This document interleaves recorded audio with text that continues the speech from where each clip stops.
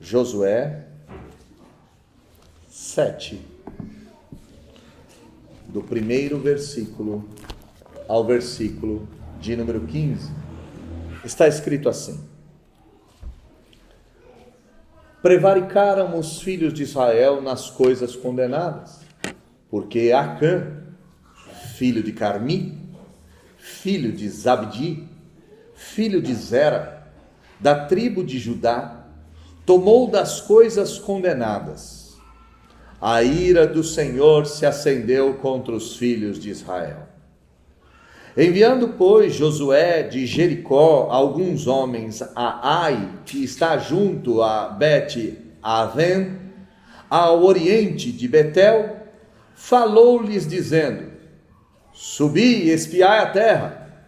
Subiram, pois, aqueles homens e espiaram Ai. E voltaram a Josué e lhe disseram: Não suba todo o povo, subam uns 2 ou 3 mil homens a ferir Ai. Não fatigueis ali todo o povo, porque são poucos os inimigos. Assim, subiram lá do povo uns 3 mil homens, os quais fugiram diante dos homens de Ai.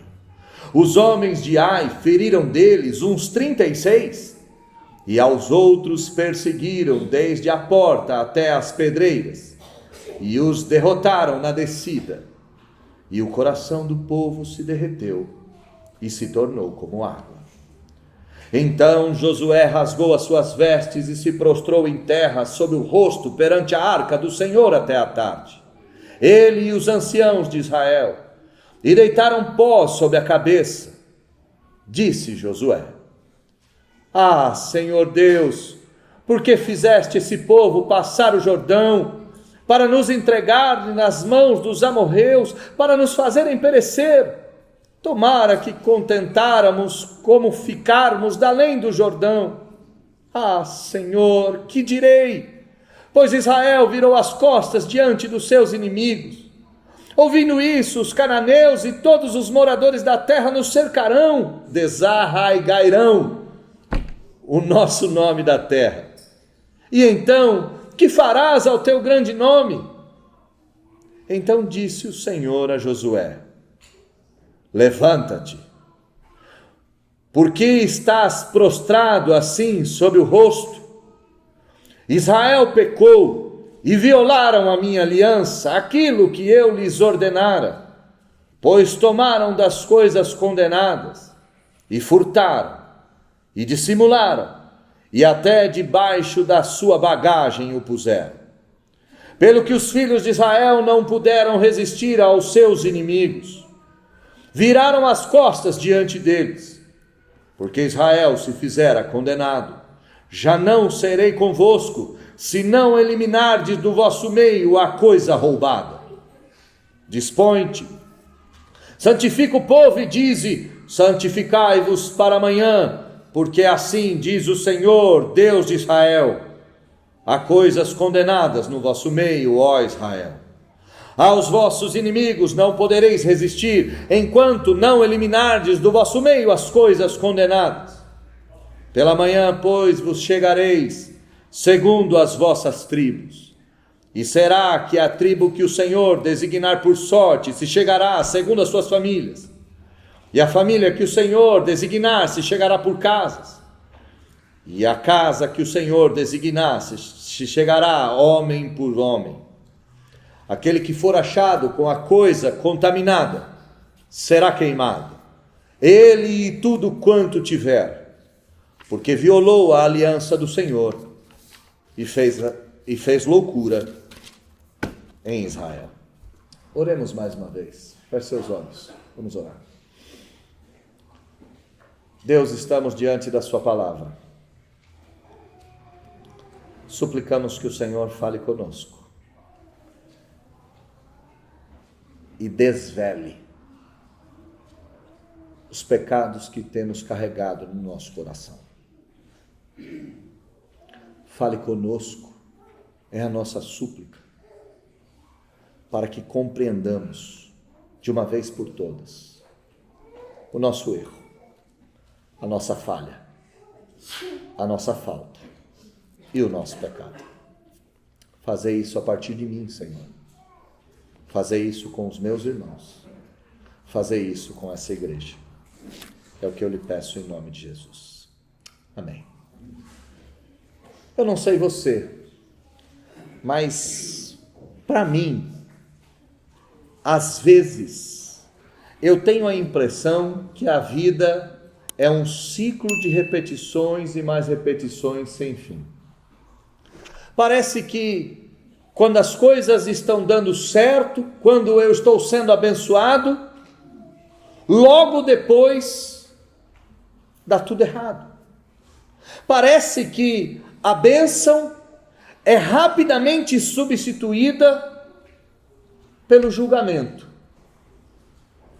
E alguém já disse em algum lugar, quando vem a bênção, aproveita, porque logo ela vai embora e outro problema aparece.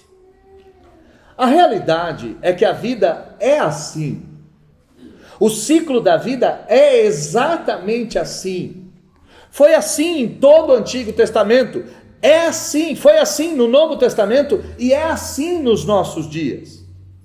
Primeiro vem a bênção de Deus. E se você não se cuida, você peca, e assim que você peca, vem o julgamento. Depois do julgamento, o povo se arrepende. E a bênção recomeça a ser derramada. Esse é o processo do Antigo Testamento. Esse é o processo do Novo Testamento. E esse é o processo do universo. Deus derrama a sua graça sobre o seu povo. Ele abençoa o povo. E por ser imutável em seu ser, e por ser bondoso, e por ser generoso, Ele nos abençoa gratuitamente. Ele escolheu Israel não porque Israel tinha características maravilhosas. Ele escolheu Israel porque Ele amou a Israel. E abençoou Israel com toda sorte de bênção. Contudo, Israel pecou. E o pecado de Israel condenou Israel. Nós estamos aqui diante de um texto que mostra exatamente essa realidade. O povo acabou de vencer Jericó. Jericó era a maior cidade e mais antiga daquela época. O povo de Deus venceu Jericó exatamente obedecendo a Deus. Mas ao enfrentar Ai, e Ai era um povinho desse tamanhozinho, ao enfrentar um exército insignificante, mostra-nos o texto que o povo de Deus sucumbiu. No Novo Testamento, nós temos essa mesma realidade. Ananias e Safira sendo abençoados por Deus com bens, e de repente vão mentir, de repente vão prevaricar, de repente vão enganar, de repente vão esconder para si aquilo que não deveria ser escondido, e sobre eles veio a maldição. Na nossa realidade também é assim. Deus nos abençoa com toda sorte de bênção. Deus nos dá graça sem fim, e nós, ao invés de lidarmos com isso de maneira bíblica, somos levados ao pecado. E depois do pecado, julgamento. Depois do julgamento, sentença. Depois da sentença, arrependimento. Depois do arrependimento, bênção de novo.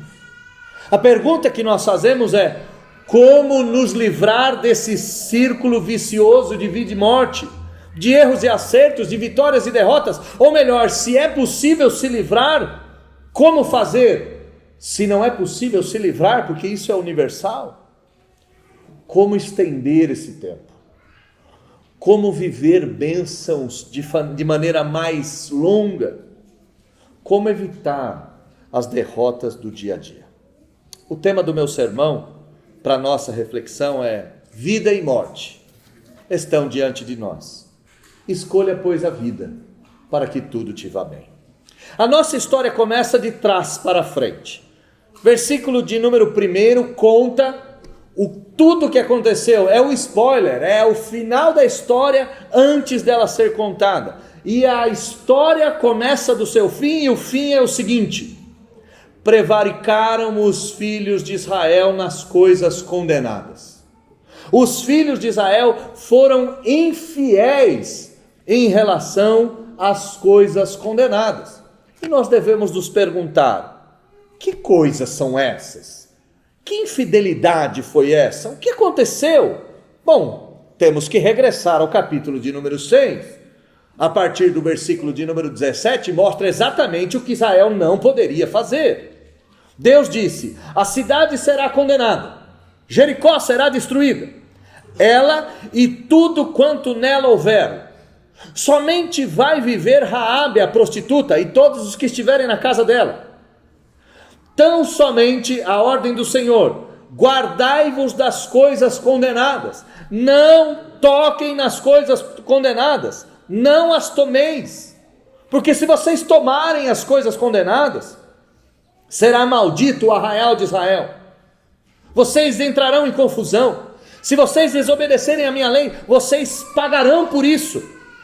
A prata, o ouro, os utensílios de bronze e de ferro são do Senhor e não são de vocês. Não ousem tocar nisso. Diz o texto que Acã, filho de Carmi, filho de Zabdi, filho de Zera, um homem conhecido e especificado, um homem da tribo de Judá, tomou das coisas condenadas. Acã pegou para si uma parte desse tesouro e, como consequência, a ira do Senhor se acendeu contra os filhos de Israel. A história começa então do seu fim. A desobediência do povo, por meio de um elemento que roubou o tesouro, que levou o tesouro para sua casa, suscitou a ira do Senhor, e a ira do Senhor se estendeu em todo o arraial. A pergunta que fazemos é: como foi que a ira do Senhor se evidenciou em Israel? Bom, em primeiro lugar, Deus permitiu com que Israel tivesse um espírito soberbo. Olha o versículo de número 2 e o versículo de número 3. Enviando, pois, Josué de Jericó, Jericó a maior cidade, Jericó que foi vencida sem disparar uma arma, Jericó que foi vencida na obediência do Senhor, Jericó que teve os seus muros destruídos exatamente porque Deus disse que destruiria. Enviou de Jericó, Josué, alguns espias à cidade de Ai. E Josué deu a ordem: espiem a terra. Josué já tinha passado por isso tantas vezes. Josué já tinha passado por essa experiência. Aliás, Raabe foi salva exatamente porque guardou os espias de Israel na sua casa. Diz o texto que os homens subiram para espiar a terra. Mas olha o versículo de número 3, a resposta que eles dão. Eles disseram: Josué, não suba todo o povo, só sobe com 3.000 homens. Ai, é pequeno demais. Não canse o povo. Por que você vai cansar o povo? Suba somente com 3.000 homens. Se você se lembra dos sermões anteriores, você vai se lembrar que todo Israel marchou ao redor das muralhas de Jericó. Todos os homens em idade de guerra marcharam.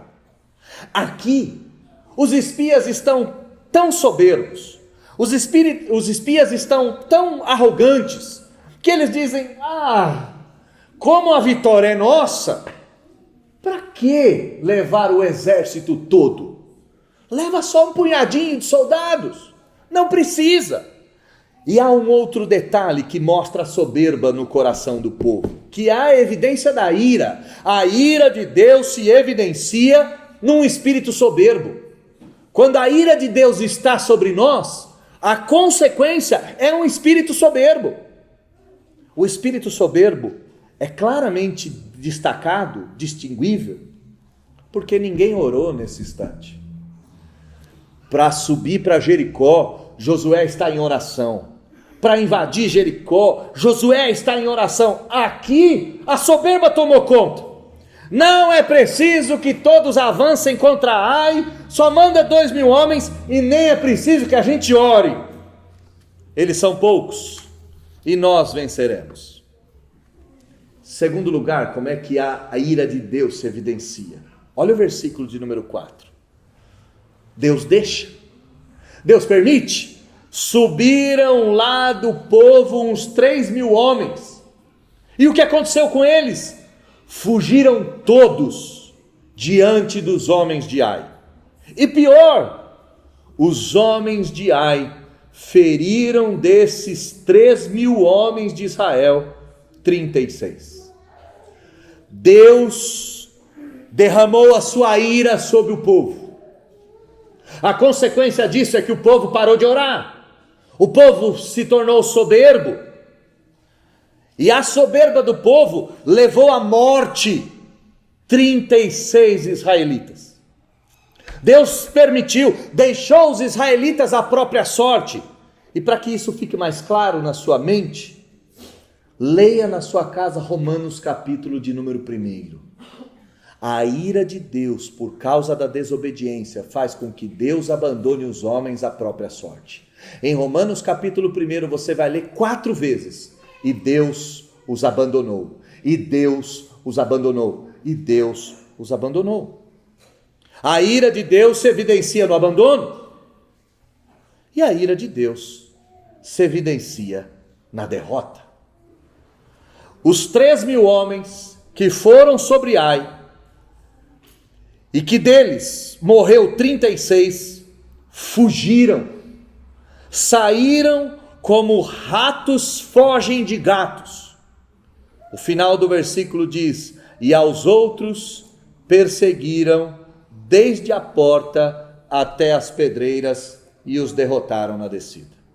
O povo de Deus, que era um povo vitorioso, durante os 40 anos no deserto ninguém pôde com eles. Na conquista da terra prometida ninguém pôde com eles. O povo de Deus, que era um povo repleto de vitória, aqui são escorraçados como cães. Aqui são expulsos, são envergonhados. Aqui são humilhados, e essa humilhação é fruto da ira de Deus. Como última evidência da ira de Deus, a primeira é o espírito soberbo, a segunda é que Deus os abandona, a terceira é a derrota, a quarta é que Deus permite com que o medo e o desânimo tome conta de todos. Final do versículo diz: e o coração do povo se derreteu e se tornou como água. O povo se encheu de medo e perdeu completamente o ânimo. Irmãos, mais do que olharmos para o texto e detectarmos essas coisas neles, talvez seja interessante detectar essas coisas em nós. Talvez seja interessante nós começarmos a olhar para o texto e olhar para o nosso coração. Olhar para o nosso coração e enxergarmos, em primeiro lugar, qual é o nível da nossa espiritualidade e dependência de Deus e qual é o nível da nossa soberba. Tais coisas não precisam de nada. Temos andado de vitória em vitória. Não precisamos de nada nem ninguém. Enxergue quais têm sido ou quais os níveis de derrotas que você tem enfrentado. Quais são as derrotas e qual é a extensão delas? Elas têm aumentado? Elas têm aumentado de tamanho? Elas têm aumentado de intensidade? Por fim, se houvesse um detector de medo e de desânimo, de 0 a 10, qual é o seu nível de medo e de desânimo? Como anda a sua alma? Animada, feliz, contente, vigorosa diante de Deus? Ou derretida como água? O povo se encheu de medo, porque a ira de Deus estava sobre eles. A reação de Josué foi imediata. Josué não esperou 1 ano, 2 anos, 3 anos. Josué não esperou nada. Imediatamente ele agiu. E qual é a ação de Josué? Olha comigo o versículo de número 6. Então Josué rasgou as suas vestes e se prostrou em terra sobre o rosto perante a arca do Senhor até a tarde. Imediatamente Josué rasgou as vestes. Assim que chegou a notícia de que Ai havia matado 36 israelitas, assim que chegou a notícia daquela derrota, assim que chegou a notícia daquela vergonha, Josué imediatamente rasgou as suas vestes e se prostrou com a boca no pó. Colocou o seu rosto em terra e colocou o seu rosto em terra na presença do Senhor. Note bem que Josué vai buscar a arca do Senhor. A arca do Senhor é o símbolo da presença de Deus no Antigo Testamento. Ele não vai buscar um psicólogo, um psiquiatra. Eu não estou dizendo nada contra a ciência. A ciência no sentido de carreira, tá? Então não confunda ciência no sentido de processo científico com ciência como ciência, matemática, português, história e geografia. A ciência, a psicologia, eu não estou condenando ela. Mas estou dizendo que Josué se humilha no lugar certo. Se prostra na localidade correta. Ele não vai aos pés do gerente do banco, ele não vai aos pés do chefe, ele não vai aos pés do psiquiatra, ele não vai aos pés do médico, ele vai aos pés do Senhor. E ele faz isso durante quanto tempo? O texto diz, durante o dia todo. E lá, com a roupa rasgada, com as próprias mãos, com a cara suja, porque as lágrimas correram e grudaram o pó na sua face, Josué lançava a terra sobre si, dizendo para todo mundo: estou humilhado, envergonhado e arrependido. Josué era um líder tão capaz, era um líder tão fenomenal, que diz o texto que todos os anciãos de Israel o seguiram. O arrependimento dele foi tão forte, foi tão nítido, que a liderança viu aquilo e falou: bom, temos que chorar também, temos que nos humilhar também, temos que pedir vergonha, temos que nos envergonhar e pedir misericórdia de Deus também. Alguns anos à frente desse texto, a verdade, 700 anos à frente, nós veremos uma história semelhante acontecendo em Nínive. Quando o juízo de Deus veio sobre Nínive, diz o texto que todos os ninivitas rasgaram suas roupas, lançaram pó sobre si e buscaram arrependimento do Senhor. Note que Josué faz uma oração em dose dupla, uma oração em 2 lamentos. Olha o versículo de número 7. O primeiro lamento é: ah, Senhor Deus, por que fizeste o povo passar do Jordão? A gente estaria contente lá, o Senhor nos daria contentamento lá, a gente estaria feliz. Por que o Senhor nos permitiu passar para cá? Deus, nós estávamos bem lá, a gente não queria nada, a gente não te obrigou a nada, por que o Senhor permitiu? E o segundo lamento é: ah, Senhor, o que será do seu nome daqui para frente? Israel fugiu dos seus inimigos, os cananeus vão ouvir isso, os amorreus vão ficar sabendo dessa história, eles vão nos cercar e vão nos matar, a nós pouco importa. Final do versículo 9: que farás ao teu grande nome? E o seu nome, Deus? Não o nosso nome, e o seu nome, Deus? Como fica o seu nome? Se você consegue detectar aspectos da ira de Deus sobre a sua vida, você já deve saber que o texto nos aponta que você precisa se arrepender. Isso é óbvio. Mas há um aspecto que é central. O seu arrependimento tem que visar a glória de Deus, não o seu bem-estar. Josué parece que leva em conta o bem-estar do povo, mas não leva. Ele diz: Senhor, a gente estaria bem com o Senhor em qualquer riachinho. A gente estaria bem com o Senhor em qualquer palmo de terra. O Senhor nos trouxe para cá, e agora o perigo não é a gente morrer, o perigo é o Senhor ser envergonhado. Como fica o teu nome?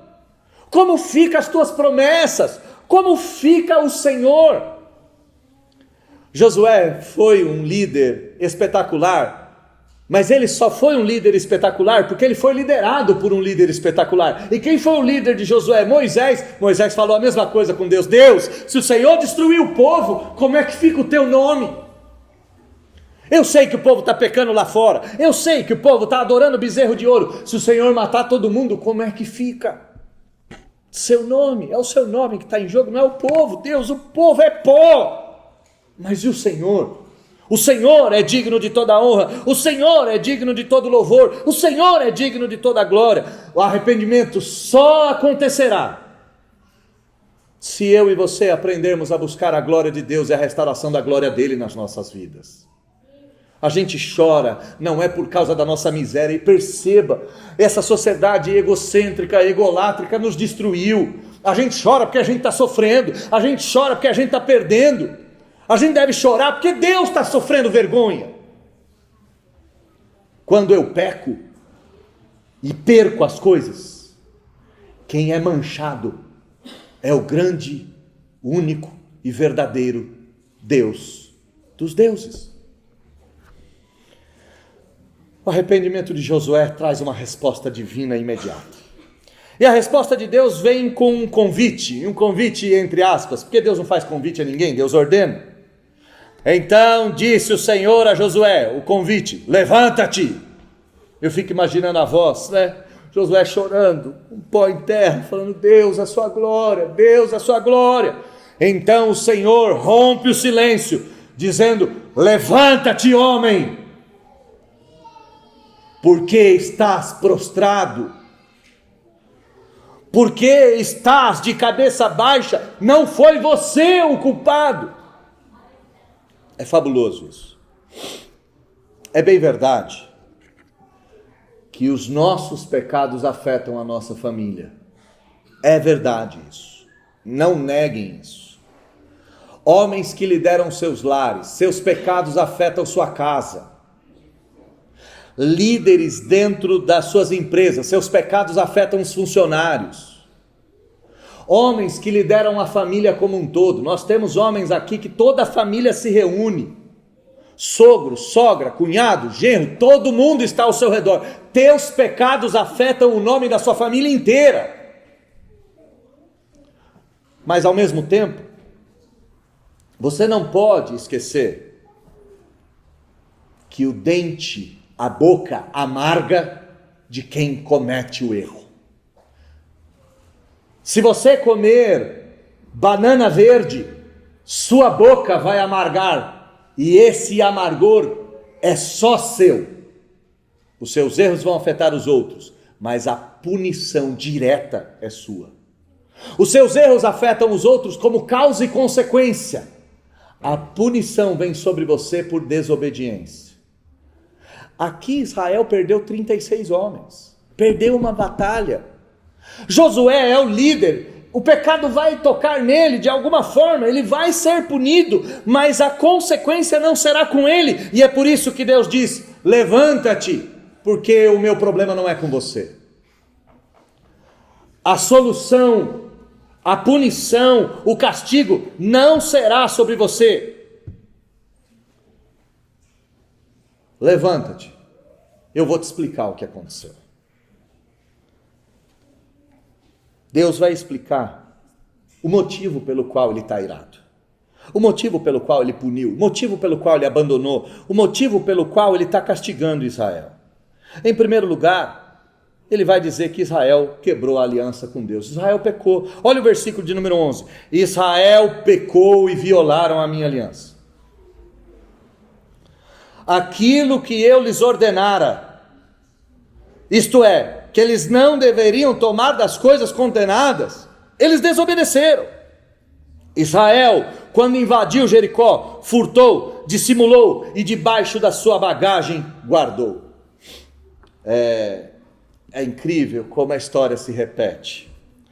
Me faz lembrar o episódio em que ídolos domésticos foram roubados da casa do pai e guardados debaixo da bagagem. Me faz lembrar que a história se repete, mudam as personagens, mas o velho enredo se mantém. Quebra de aliança atrai sobre nós a ira de Deus. Desobediência atrai sobre nós a ira de Deus. Irmãos, não adianta ficar olhando para o céu e dizer: ó céu, ó azar. É necessário olhar para dentro de si e perceber quais são as violações que você tem cometido dia após dia. O Senhor diz, Deus diz: vem para cá. Você vai para lá, depois você chora. Depois você diz: ai, a vida me persegue, eu não aguento mais o sofrimento. A quebra da aliança é o motivo da punição. Não tem como a gente fugir disso. O resultado do pecado foi a derrota. Versículo de número 12. Os filhos de Israel não puderam resistir aos seus inimigos. A derrota é consequência imediata. A derrota não é uma consequência possível. Ela é uma consequência sine qua non, sem a qual não existe. Agora, o nosso Deus é Deus de misericórdia, o nosso Deus é Deus de segunda chance, o nosso Deus é Deus de novas oportunidades. Então Ele dá a solução. Qual é a solução? Elimine a coisa roubada. Versículo de número 2. Eu não serei com vocês, a não ser que eliminem do vosso meio a coisa roubada. Ué, para de pecar. Volta e refaz a bobagem. É muito fácil solucionar a vida com pecados, não é? Não está bom? Separa. Não está bom? Sonega. Não está bom? Mente. Não está bom? Engana. Depois padece como se fosse vítima. Deus diz: enquanto não corrigir, não haverá paz. Enquanto não solucionar, não haverá tranquilidade. Enquanto não consertar, não anda. Não anda. E não adianta, vai ficar dando murro em ponta de faca. E esse ciclo interminável de problema continua para sempre. Em segundo lugar, qual é a solução? Versículo 13: santifique-se. Dispõe-te agora e santifica o povo. Santidade. A solução não está na pornografia, a solução não está na bebida, a solução não está nas drogas, a solução não está no gasto, a solução não está no shopping, a solução não está no restaurante, a solução não está em amigos, a solução está na santidade. A solução é santificai-vos. É parar com tudo isso e jogar tudo isso para fora. E em terceiro lugar, puna o pecado ou o pecador de forma exemplar. Olha como o texto continua. Há coisas condenadas no vosso meio, disse o Senhor. E por isso vocês não podem vencer. Enquanto vocês não eliminarem as coisas contaminadas, vocês não vão vencer. Pela manhã, façam o seguinte: chamem todas as tribos e peguem o Urim e o Purim. Urim e Purim eram duas pedras que estavam no bojo do sacerdote, e essas pedras, elas iam guiando o caminho. Para você ter uma ideia mais ou menos de como isso funciona, para você ter uma ilustração, você já viu aqueles homens que buscam água com aquelas duas varetas, e aquelas varetas vão levando? Urim e Purim funcionavam mais ou menos assim, dadas as suas diferenças. É só para você entender que aquelas pedras eram pedras guia. Pela manhã, coloque as tribos. A pedra vai apontar a tribo. Das tribos, caiu em Judá. O início do texto diz que foi Judá. Peguem as famílias. As pedras apontaram a família de Zera. A família, avance.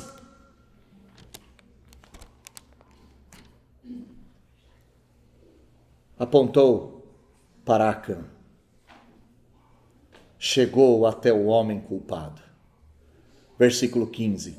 Aquele que for achado com a coisa condenada será queimado, ele e tudo quanto tiver. A solução para a ira de Deus é eliminar a coisa roubada, é eliminar o pecado, parar de pecar, se santificar e punir na carne. aquilo que te leva a cometer o erro.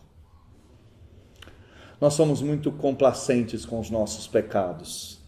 Aliás, nós temos um aquário super protegido no fundo do nosso coração, onde a gente guarda os pecados de estimação e não deixa ninguém tocar.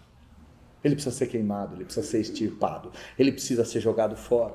Por quê? Porque tais pecados, olha o final do texto, violam a aliança do Senhor e fazem loucura na sua vida e na vida do povo. Aqui está a história então. A punição será vista semana que vem. E aí talvez você veja a anatomia de um pecado. Como é que um pecado vai crescendo? Como é que um pecado vai tomando conta? Como é que um pecado gera a destruição de um povo e de si mesmo? Mas hoje a gente para por aqui. E ao pararmos por aqui, nós temos que tirar, pelo menos, 2 lições práticas e diretas para a nossa vida. Em primeiro lugar, a desobediência e, consequentemente, o seu pecado é a causa principal da ira de Deus sobre a sua vida. Entenda isso, entenda isso. Versículo 11. Israel pecou e violaram a aliança. Tomaram das coisas condenadas, furtaram, dissimularam. Os filhos de Israel foram punidos por isso. E eu não serei com vocês enquanto continuarem com esse pecado. Deus leva o pecado a sério, meu irmão e minha irmã, mesmo que você não leve. Mesmo que você ache que pecado, pastor, isso é bobagem, estou tão acostumado, não dá nada. Pelo amor de Deus, põe um espelho diante de você e vê onde você está. Não dá nada. Dá! O pecado é a causa. O pecado, a desobediência é a causa da gente continuar dando murro em ponta de faca 5, 10, 20 anos. 20 anos? Será que não é tempo suficiente? Será que deu para ver que não resolveu até agora? A desobediência e o pecado é a causa principal da ira. E a ira de Deus se manifesta na nossa vida por meio das contrariedades, por meio das aberrações. Irmãos, eu não estou falando da sua vida, eu estou olhando para a minha, tá? De vez em quando, são tantas aberrações. Está indo tão bem, o carro está caminhando tão direitinho. O céu é de brigadeiro, azul, plano, limpo. E de repente uma tempestade surge do nada. É uma aberração isso, não é normal. De repente está tudo funcionando normal. E os 2 motores param. Não é possível, não é possível. Olha o versículo de número 2. Estava tudo bem com Israel, estava tudo em ordem, eles subiram para espiar a terra, já tinham vencido Jericó não tinha uma pedra mais para contar a história. De repente eles dizem, viu, com 2, 3 mil dá certo, é uma aberração, é uma inversão, para que orar? Josué, manda meia dúzia de cabra lá, a vitória é do povo de Deus, a vitória é nossa. 36 crentes morreram naquele dia. 3.000 homens segurando suas roupas pelas pernas, fugindo, feito cães, sendo apedrejados, voltaram para casa. Se você quer saber, ou se você tem dúvida se a ira de Deus permanece sobre você, ou se a ira de Deus está tocando em alguma parte da sua vida, perceba as aberrações. Perceba as oscilações, perceba as contrariedades, perceba as turbulências.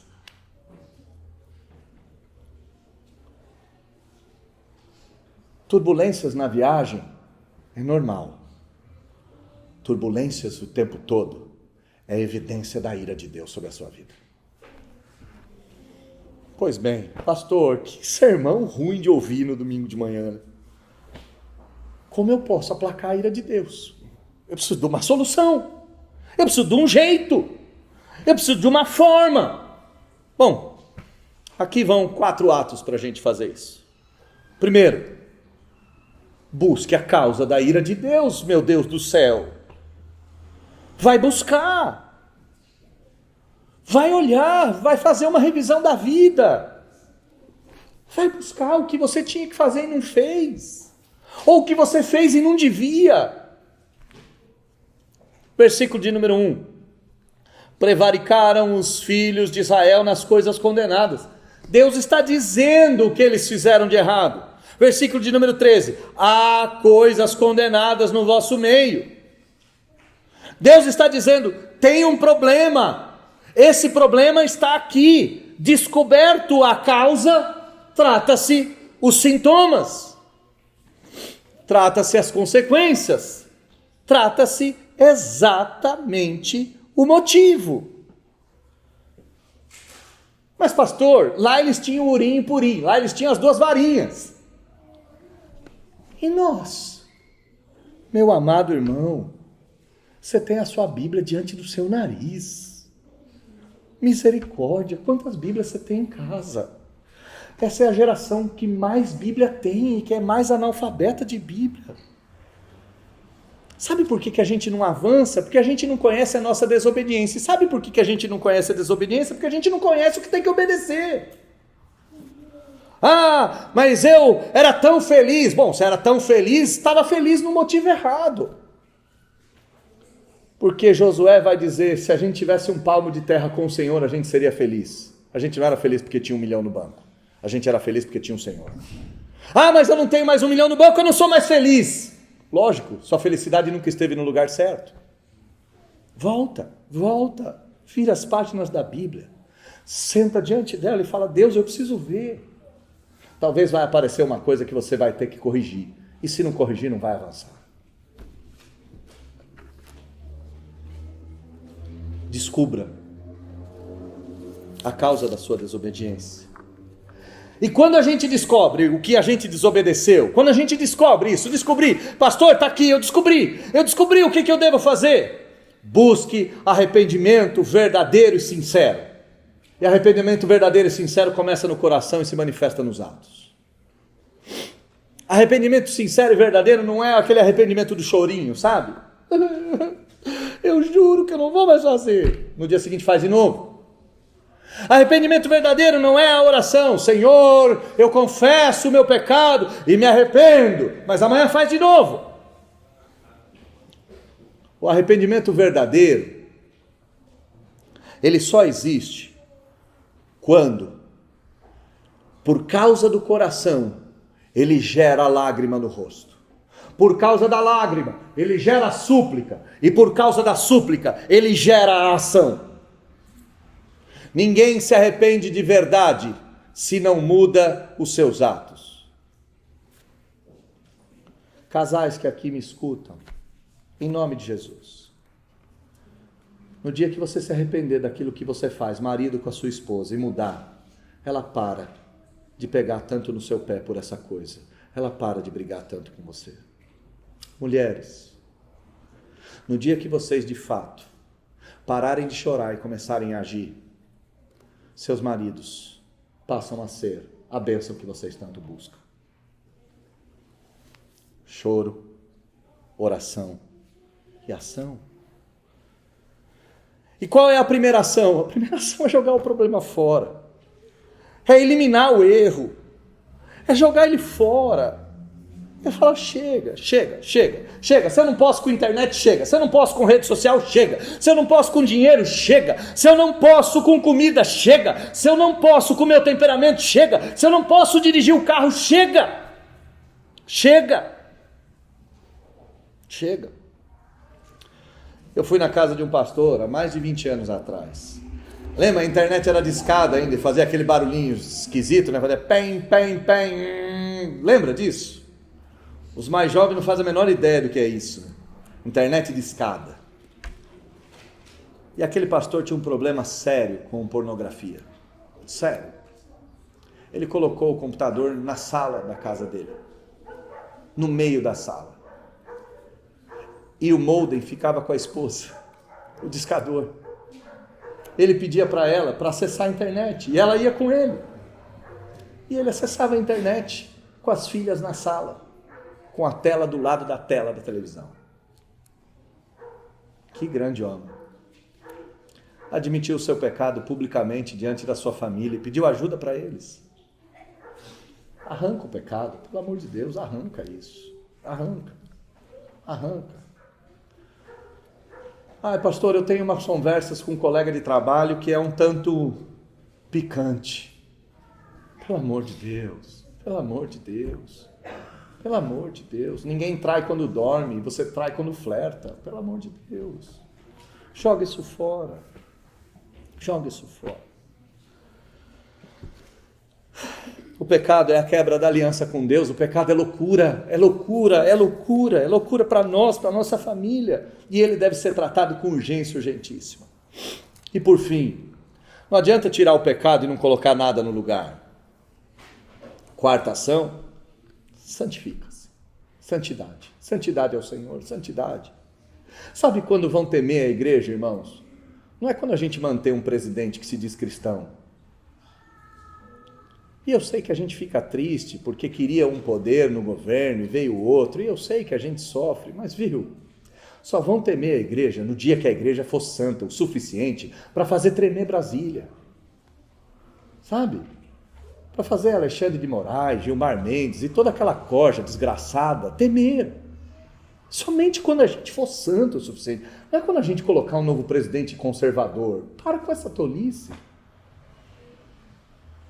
No dia que a gente for santo, como John Knox foi, que a rainha dizia, eu não temo exércitos, eu temo esse homem orando. No dia que a igreja for santa, no dia que a gente for santo, não tem mais casamento com traição, com xingamento, com palavrão, com agressão, não tem mais divórcio, não tem mais filho nas drogas, não tem mais. Agora, o que é a santidade? Santidade é um ato imediato, eu já disse isso para vocês. Santidade, vou jogar isso aqui fora, joga fora. Pois bem, agora é contínuo, você continua dando os passinhos. Vai escorregar lá na frente? Vai, mas continua. Até chegar na estatura de varão perfeito. Em vida você vai chegar? Não vai. Você não vai ser tão santo quanto você deveria ser em vida. Mas você vai ser tão parecido com Jesus, que talvez a sua oração trema os infernos. Qual é a conclusão e como é que eu termino esse sermão? Eu quero terminar com uma palavra de esperança, porque é um sermão muito duro. No tempo que a gente está vivendo, nenhum de nós vai pagar os nossos pecados com a própria vida.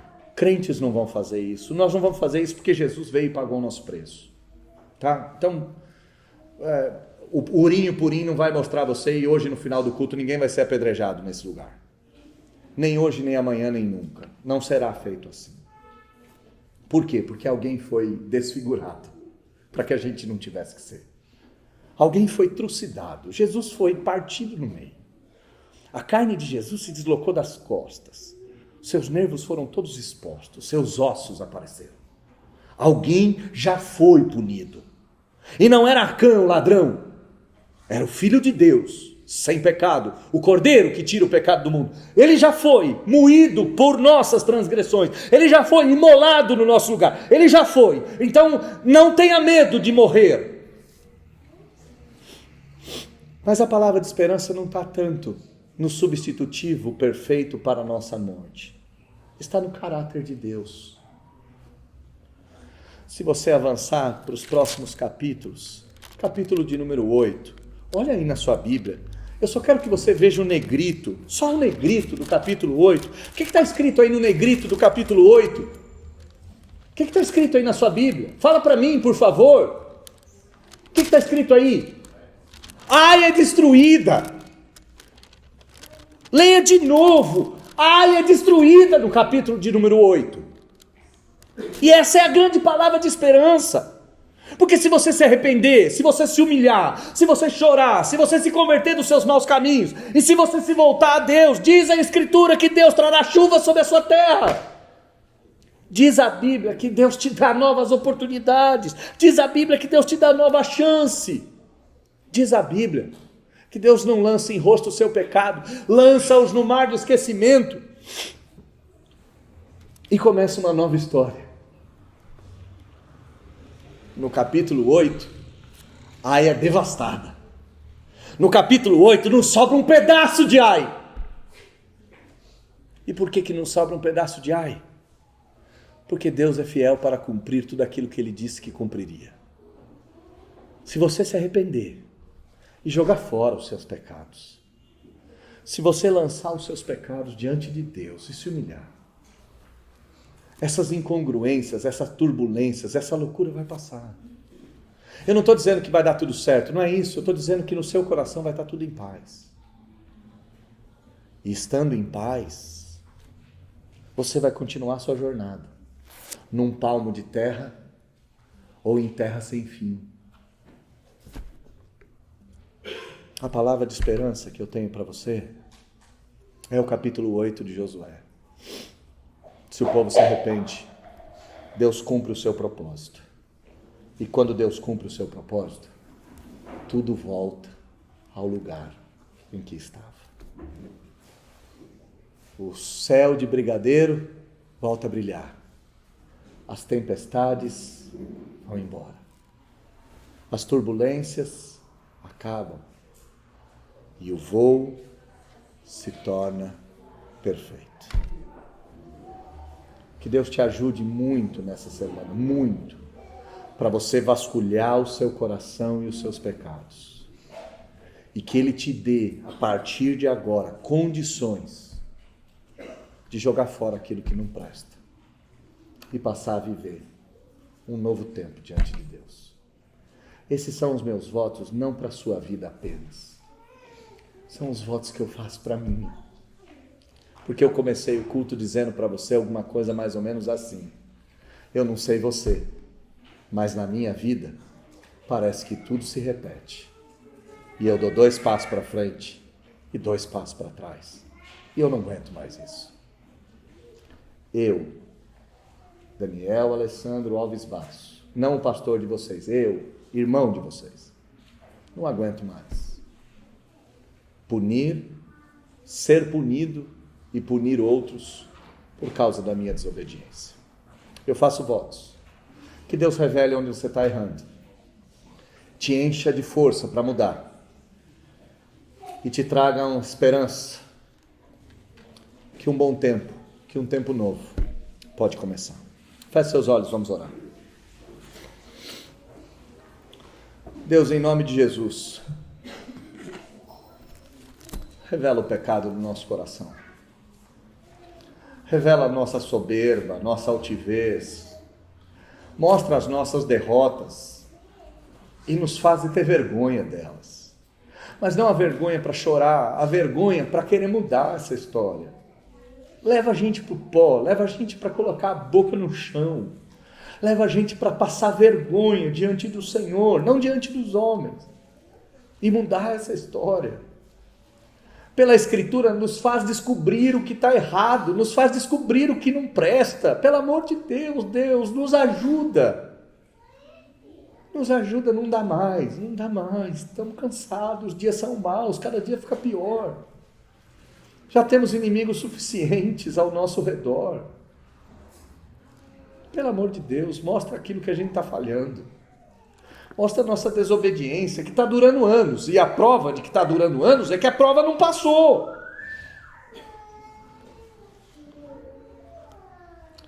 Nos faça limpar, nos faça santificar, nos faça mudar. Eu sei, nenhum de nós vai ser morto, dilacerado por feras, por causa do pecado. Nenhum de nós vai ter os olhos arrancados, como foi Sansão. Não vai acontecer isso. Jesus já passou por isso no nosso lugar. Mas a gente não aguenta mais tanto tropeço, a gente não aguenta mais tanta tolice, a gente não aguenta mais ser tão estúpido. Que o seu Espírito sopre um vento novo na nossa mente e no nosso coração. Um vento de lucidez, um vento de realidade, um vento de graça e de misericórdia. Um vento de clareza, para que a gente enxergue que o grande problema de tudo está na profundeza do nosso coração. E se a gente chegar até lá, Senhor, nos dê uma mão forte e poderosa para jogarmos fora tudo aquilo que nos condena. Não seremos santos perfeitos, nós sabemos, mas daremos um passo e tanto em direção à conformação de Jesus Cristo em nós. Que o capítulo 7 seja um grande alerta e um grande ensinamento para nós. E se porventura nós temos irmãos que não tem nada a ver com esse texto, aquele que está de pé vigie para que não caia. Toda palavra de alerta é sempre bem-vinda. Mesmo quando o lobo ainda não está a postos. Se o Senhor nos ajudar, seremos ajudados. E teremos um mês de julho diferente do que foi todo esse ano. Todo o ano passado. Talvez nos últimos 10 anos. Se o Senhor nos ajudar, seremos ajudados. Nós oramos em nome de Jesus. Amém.